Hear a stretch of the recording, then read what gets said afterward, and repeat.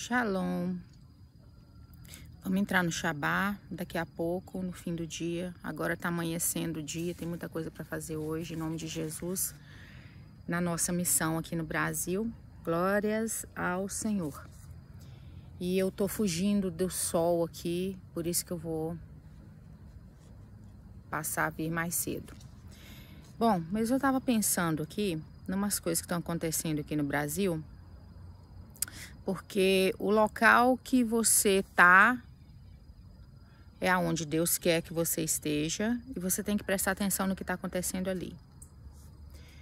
Por exemplo, a Cracolândia sumiu do dia para a noite. Uma coisa que eu tenho reparado aqui na minha cidade também é que os noias da minha cidade desapareceram. Maioria, muito estranho que isso aconteceu. Tipo, juntamente com o desaparecimento súbito da Cracolândia. Por que eu tô levantando essa questão? Porque você tá aí nos Estados Unidos e tem 3 lugares peculiares que te esperam. Número 1, Guantánamo, em Cuba. Número 2, Secote, em El Salvador. E Líbia, tá? E você tem que entender uma coisa sobre o Trump. Que os brasileiros amam, ou pelo menos amavam antes, os brasileiros amavam o Trump. Tanto os brasileiros aqui no Brasil quanto nos Estados Unidos, principalmente os evangélicos, sempre apoiaram o Trump assim, acima de tudo. Inclusive, quando ele perdeu a eleição de 2020, muitos crentes americanos e parece que brasileiros também disseram que não, que ele ia ser presidente de qualquer forma. E, na verdade, aconteceu, né? Se às vezes a gente recebe uma certeza do Senhor que algo vai acontecer, vai acontecer. Talvez só em outro dia, em outra eleição. E foi o que aconteceu. Enfim, é uma pessoa que é amada pelo Brasil. Era. Hoje em dia, talvez não, estão sofrendo, estão sentimentos bastante divididos, nem se toca no assunto, tem sido uma grande decepção e frustração, porque ele está cumprindo o que ele prometeu.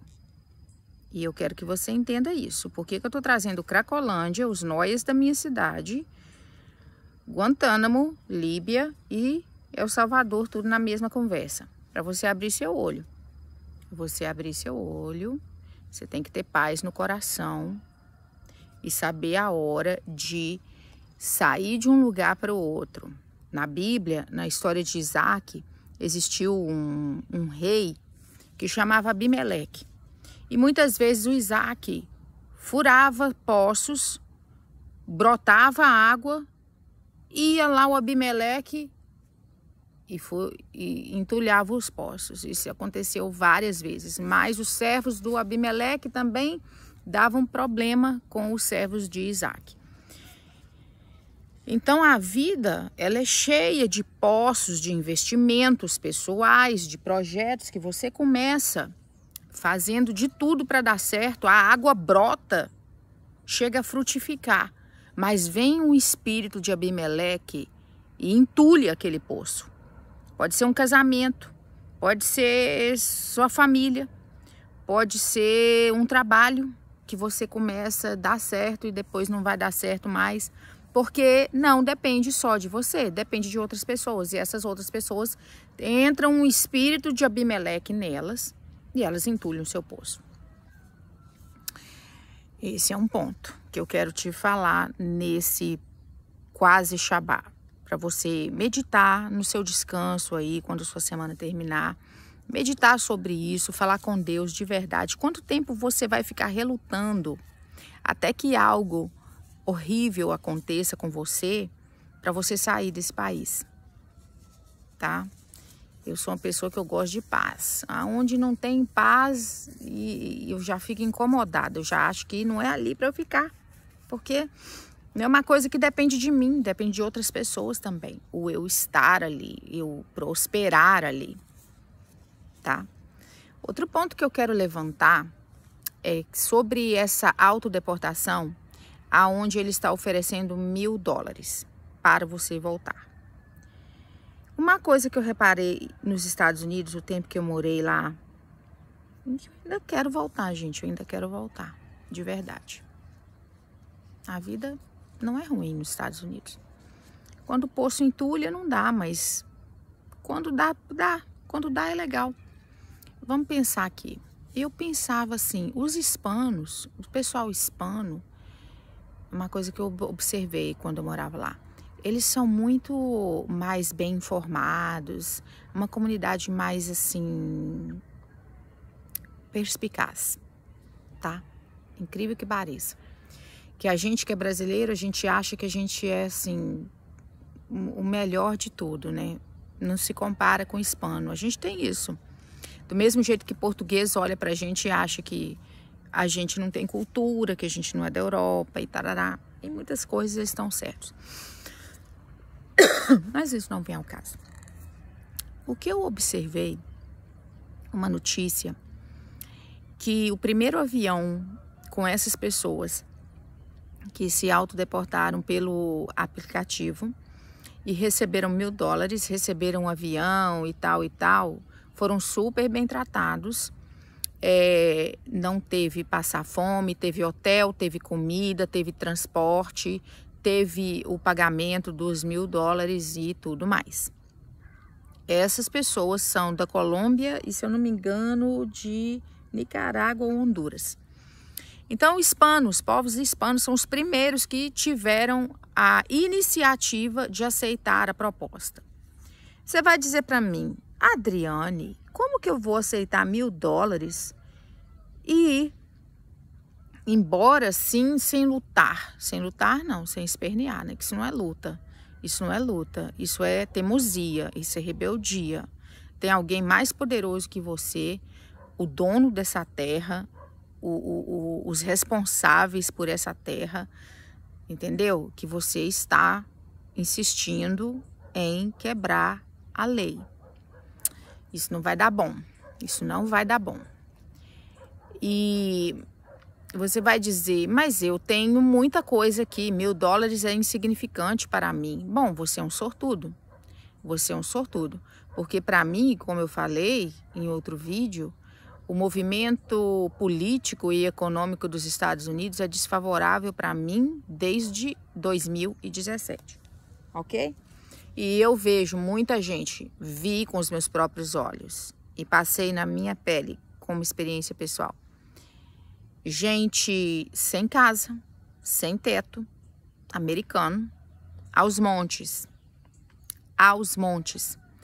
Americano tendo que trabalhar empregos assim, 2, 3 empregos, só viver para trabalhar para poder pagar a conta.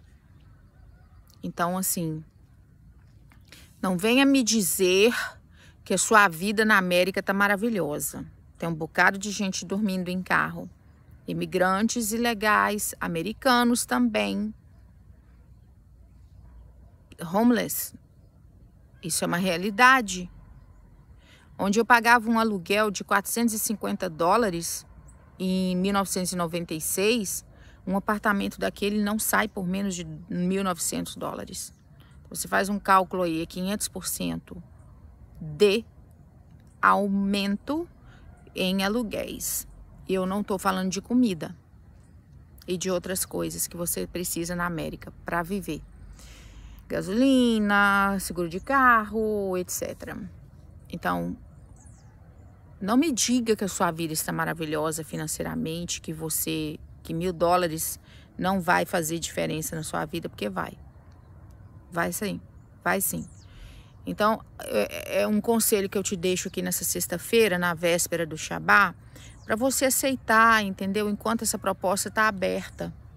Enquanto essa proposta está aberta, porque você não vai ser maltratado e você vai ter $1.000, porque essa que vos fala, já expliquei que eu sou cidadã americana, num dos vídeos que eu comecei a fazer sobre imigração. Eu fui para um aeroporto sem passagem. Pessoas brasileiras, ilegais, como eu digo, os batedores de martelo de construção, compraram uma passagem para mim, fizeram uma vaquinha e compraram uma passagem para mim. Nem americano fez nada por mim.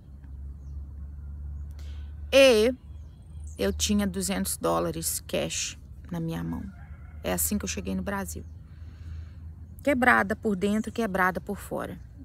Essa é a realidade. Não é só eu, muita gente, e isso, como eu disse para vocês há mais de um ano atrás.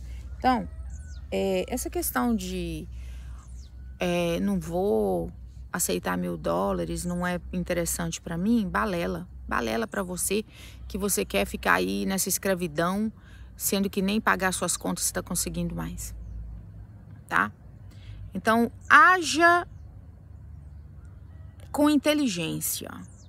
Tenha sabedoria na sua vida. Guantánamo te espera, El Salvador te espera, Líbia te espera, a Cracolândia sumiu, os nóia da minha cidade praticamente sumiram, praticamente desapareceram. E você acha que os governos desse mundo não têm uma data certa para resolver os problemas sociais deles da forma que eles acharem melhor. E eu falo para você duas coisas, tá? Primeiro, busca o Senhor, busca o Senhor, busca o Senhor. Segundo, busque a paz, aonde tem a paz no seu coração. Você não deve explicação, meu amigo, veja bem, entenda. Você não deve explicação para ser humano nenhum. Ai, se eu chegar no Brasil quebrado, vai chegar quebrado, e daí? Ai, se o meu casamento acabar, acabou, e daí? Ah, se meus filhos não conversam comigo, o problema deles, a escolha deles, a liberdade é deles. Ok? O que você não pode fazer é deixar isso te destruir. Coisas externas te destruir como pessoa. Você foi na América, cara, você trabalhou, você melhorou o seu ambiente. Entendeu? Vou te dar um bom exemplo. Num outro vídeo eu falei sobre o fato dos valadarenses terem construído muita coisa nessa cidade, acelerado muito a economia dessa cidade com os frutos do seu trabalho, com os frutos do seu esforço aí nos Estados Unidos. E eu vou dizer mais, o que a comunidade imigrante brasileira faz nos Estados Unidos. Ela melhora as cidades que eles habitam. Ontem eu estava vendo uma reportagem sobre Framingham, que era uma cidade cheia de problemas sociais, e quando a imigração ficou bem forte e prevaleceu, a cidade se transformou. Eu vi isso em Newark também, New Jersey, onde os portugueses, principalmente, né, eles, assim, transformaram o Ironbound inteiro. Onde tinham prédios velhos, foram construindo casas novas e continuam ainda nesse projeto. Então, assim, a melhor coisa para a América é a mão de obra imigrante. Eu sei disso, nós sabemos disso, mas se eles não querem a gente lá, paciência. Eu era uma esposa maravilhosa, mas eu não sou o suficiente para a pessoa. Eu sou uma mãe maravilhosa, mas eu não sou o suficiente para a pessoa. Às vezes você abre um poço, o poço sai água e o Abimeleque vai, não quero não. Não vai não, de jeito nenhum. Você vai prosperar nisso. E daí, você vai para outro lugar e fura de novo. Você continua na força do Senhor. O mesmo Deus que te pôs em tal lugar, que te abençoou com uma porta ou outra, e aquilo ali e foi entulhado, é o mesmo Deus que vai te levar para outro lugar. Se eu não me engano, é Rehobote, aonde o Isaac pôde fazer o poço e ali não teve Abimeleque. Tá bom, amigo? Então pensa muito no que te espera, caso você fique aí relutando, insistindo, ficando com vergonha da sociedade aqui no Brasil que te espera, ficando com vergonha da sociedade lá na rede social. Você não deve nada a ninguém, você tem que pensar em Deus, o que Deus quer de você. E eu dificilmente acredito que Deus quer que você entre em rebelião e fique aí desobedecendo e fique aí insistindo para a sua própria segurança. Tá bom, amigo? Porque eu digo uma coisa, nada tá ruim que não possa piorar. E assim é a minha mensagem do Shabá.